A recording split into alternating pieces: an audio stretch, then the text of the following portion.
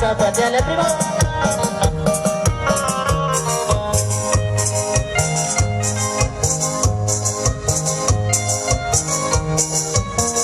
¿Y cómo se baila ese Martín Peras?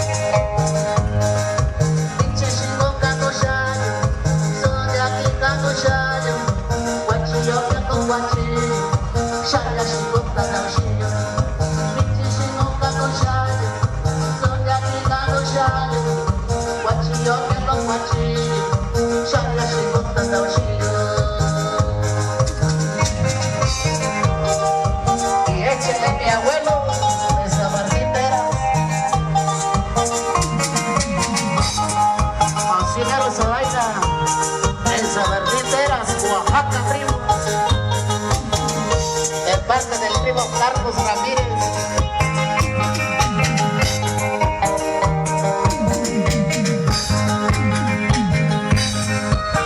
Eso mero, gózalo.